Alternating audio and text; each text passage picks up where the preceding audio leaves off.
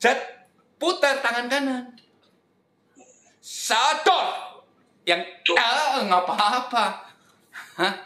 Jadi membiasakan bahwa pukulan itu bermacam. Ya. Bahwa pukulan arah pukul itu bermacam. Ya. Seni pukulnya bermacam. Terus memukul di sini, ditaruh di sini. Sat, tayanan muter langsung cepat. Tak itu. Jatuh di sini. Ya. Tayanan tuh, jatuh di sini. Sat, tak itu cepat. Kanan ke bawah, ke atas. Itu. Jatuh. Ya. Jatuhin di sini. Jatuh di sini. Tuh. Jangan dilihat. Tuh. Tak ini muter. Tuh. Dorong. Ini set. Ragat tuh. Begitu. Mantap. Ya. Jadi begitu. Ya. Jadi saat bermain di sini pukul, jatuhkan di sini, dorong ke tangan kiri, set, kembali ini ke sini, dot, itu, ya, gimana, capek nggak? Baik. 10 pertemuan bagus nih teh. Udah 10 kali pertemuan. Alhamdulillah Pak Firdaus peningkatan dalam gerak, dalam itunya bagusnya. Ya. Mudahan terus bisa mengikuti ya. Jadi nah itu. Jadi kebetulan di sini juga. Ini ya di sini. Sini. Ini ini ya masih SMP dia. Ikut latihan juga. Jadi latihan ini di sini di Badewa itu pola latihan itu bermacam pola mengajar ya. Bermacam pola mengajar. Kayak kita sambil duduk santai setelah latihan kita formil berdiri, serang menyerang untuk melemaskan dan untuk memperlancar dan menghaluskan tentang gerak itu bisa berlatih sambil duduk. Jadi bahwa bagaimanapun posisi dimanapun bahwa untuk mengajar dan menerangkan itu terus bisa saja di mana saja ya. Ya mudah-mudahan pola-pola seperti begini akan terus berkembang.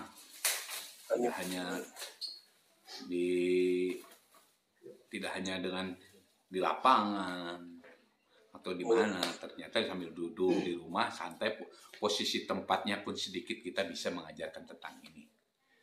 Jadi karena sesuai dengan kondisi ya, waktu dan tempat. Kalau bahasa istilah di Baduy itu ada waktu dan tempat adalah harus terkuasai.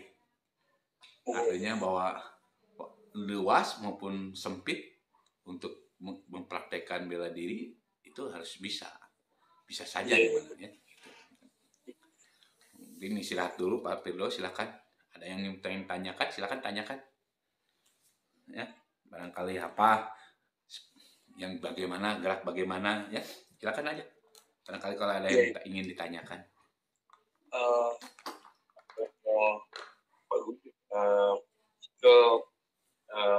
Masa contohnya kalau jarak tu 2 langkah, bila kita pancing musuh, tiba-tiba kita punya mungkin contoh gebrak kita terkena musuh, tapi kita sebenarnya maksud kita tu tumpukan yang terakhir tu belum lagi, tapi kita terkena musuh.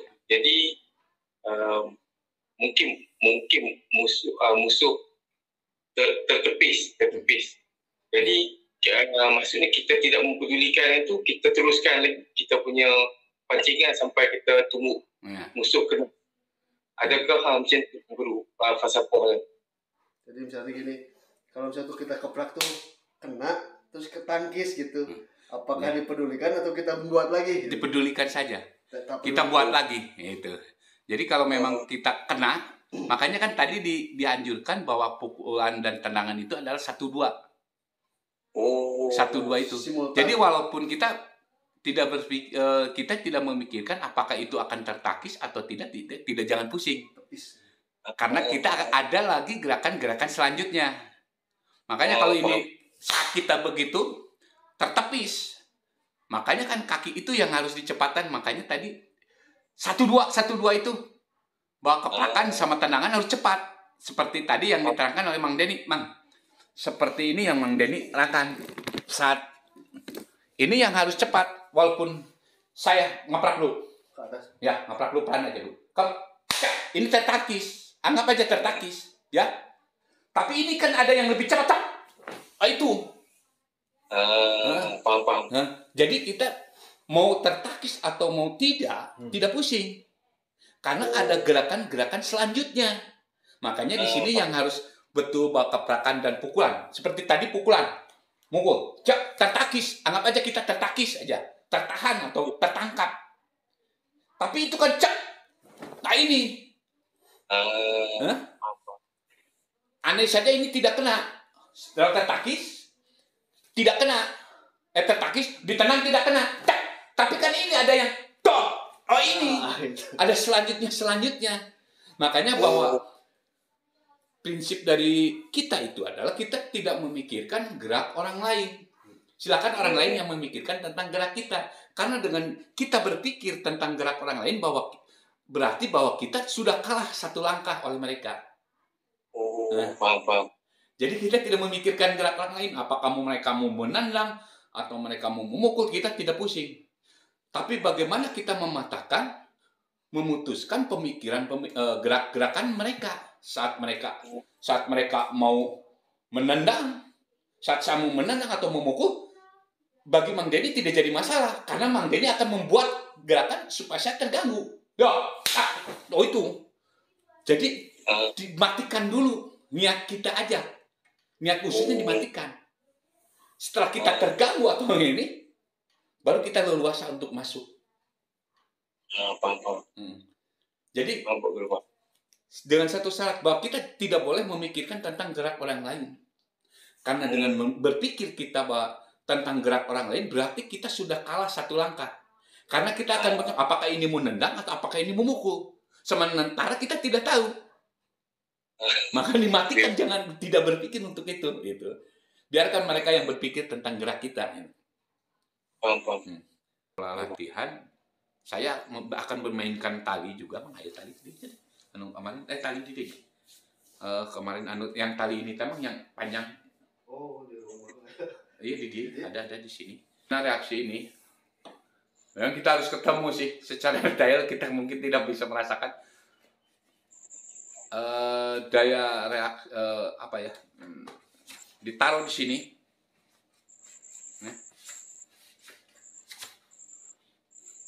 Dorongan seolah kita mendorong. Ditaruh di sini. Kayak pegang pistol tapi ke pinggir ini. Ininya di sini, taruh 1 lagi di sini. 1 lagi di sini. Tengkuk. 1 di situ, ini sini. Nah, itu. Nah, bagaimana ini ditekan, tapi ada dorongan dari tangan dan dorongan punggung ke belakang. Rasakan itu ya. 1, terus kita tarik di sini, regangkan, tarik di sini. Terus tuh, dicoba ditekan, diputar. Tuh, set. Tulis sama ini juga. Tulis gitu. Tuh, bisa nggak? Tapi sekarang diamin di sini. Set, diputar. Sama ini juga. Set. Kenapa ya gerakan-gerakan itu harus dinikmati? Karena kita ini berfungsi nanti suatu saat bila mana kita, kalau dengan bahasa ini malah zaman sekarang lagi tren-trennya bahwa apa Mang Boy? Saat adu forward dipegang, kondisi bagaimana bagaimana dikunci oleh ini nanti akan bermanfaat untuk ke depan. Terus ini diputarkan.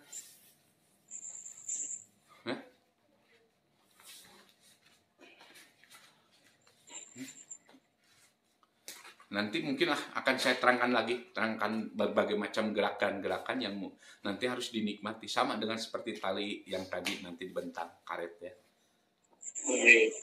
Jadi tuh seperti begini, Mang Denny, seperti begini. Ini bagaimana bahwa fungsi ini nanti akan berfungsi bila mana, jelaskan dulu di sini. Ini geraknya jelaskan. Seperti ini. Seperti ini Pak. Jadi seakan-akan kita dipegang dari belakang sama musuh. Nah, kita ngangkat sini. Set. Apa reaksi apa yang terasa? Nah, di sini ada reaksi, aksi dan reaksi. Ini tangan ini, posisi tangan ini. Jadi memainkan.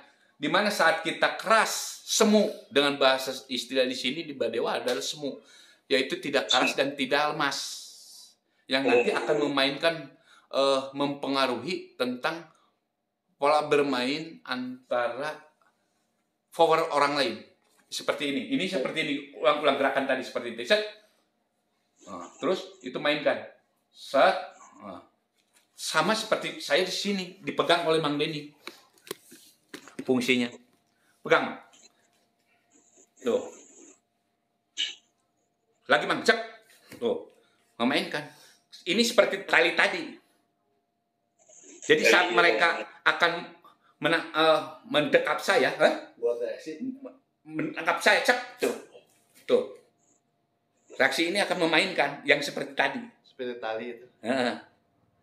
Sama saat saya dikunci seperti ini, seperti tadi, memainkan tuh. Tuh. Sehingga ada reaksi tadi ada sangat pengaruh sekali. Karena ada dorong terhadap punggung, seperti tadi yang tadi tidak terangkan, bahwa ini akan ada reaksi dari punggung. Ada reaksi kan? Sama ini pun, sama. Saat ini reaksi kita dari punggung. Betul nggak? Tadi kan reaksinya tangan ini. Ya, sama ini tangan tidak jauh, tangan ini sama punggung. Nah, cok. Tuh, memainkan kunci. Nah, jadi bukan kita yang ngunci, akhirnya kita yang ngunci. Sama seperti tadi yang saya terangkan. Karena apa? Reaksi ini keras dan lemasnya kita terasa. Punggung sama ini, ya, sama ini juga, tuh memainkan, ya, itu sangat penting, sangat pengaruh juga masalah itu, ya, makanya saya memainkan lebih, menurut saya ini lebih penting daripada yang lainnya. Karet sangat penting juga, kita biar bagaimana merasakan bahwa reaksi dan aksi itu, segala sesuatunya. Bahwa kita kenapa gelang ini ditalikan ke sini agar kita merasakan seolah-olah kita dipegang, seolah kita dipegang, memainkan, ya, memainkan.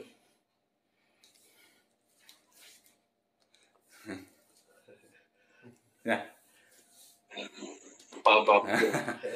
Mungkin nanti kalau Pak Firdaus ke Indonesia akan saya detail menerangkan masalah ini. Kami pun akan berusaha nak jemput juga Pak Guru. InsyaAllah nanti. Kami pun insyaAllah akan jemput Pak Guru juga ke sini. InsyaAllah. Jemput ke sana. Cukup 1 minggu kita ketemu di sini. Nanti lanjut lagi dengan online. Barangkali kalau sibuk Pak Firdaus di sana, 1 minggu kita cukup di sini. Kita pemantapan yang kurang-kurang sedikit tadi kan dibetulkan, harus seminggu pasti bisa. Selama seminggu kita di sini. Insya Allah kalau memang ada waktu, ada rezeki juga, saya pengen main di sana. Mang Boy juga gitu katanya. Mang Boy, Mang Denny pengen di sana. Biar kita di sana. Biar di Malaysia kita buka. Biar Pak Firdaus yang ini. di Malaysia.